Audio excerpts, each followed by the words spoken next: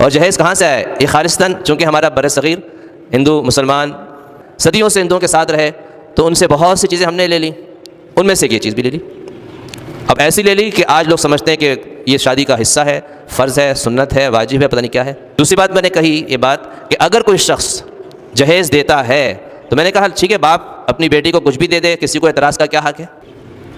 تو یاد رکھیں کہ یہ دے گا تو اپنی بیٹی کو دے رہا ہے، یہ داماد کا نہیں ہے، بیٹی کا ہے، دیوروں کا نہیں ہے، نہ شوہر کا، یہ صرف خالص بیٹی کا ہے، کیونکہ باپ نے اپنی بیٹی کو دیا ہے نا، تو وہ اس کی ملکیت ہے، اب وہ اس کی چیز ہے، اس کو ساتھ جو چاہے کرے، کسی کو اعتراض کا حق نہیں، اور دوسروں کو یہ کہنے کا بھی حق نہیں ہے کہ تم نے یہ کیوں دیا، کیوں نہ دیا، بھائی اس کی بیٹی ہے، کچھ دے نہ دے اس کی مرضی ہے۔ لیکن ہمارے ہاں تو اعتراض کیا جاتا ہے کہ اس کو یہ کیوں نہیں دیا گیا، اس کو یہ کیوں دیا گیا، تو اس میں کسی کو اعتراض کا حق نہیں ہے، اس کی بیٹی اس کا مال کچھ بھی دے، لیکن ہمارے ذہن میں چونکہ بیٹھا ہوتا ہے کہ یہ داماد کے لیے دیا جا رہا ہے، تو اس وجہ سے یہ اعتراض کیا جاتا ہے۔ تو یہ مسئلہ لکھا ہے علماء نے کہ یہ خالص لڑکی کا حق ہے، اسی کی ملکیت ہے، اسی وجہ سے اگر شوہر بیوی کا انتقال ہو جاتا ہے تو وہ جہیز کا سامان وارثوں میں تقسیم ہوگا۔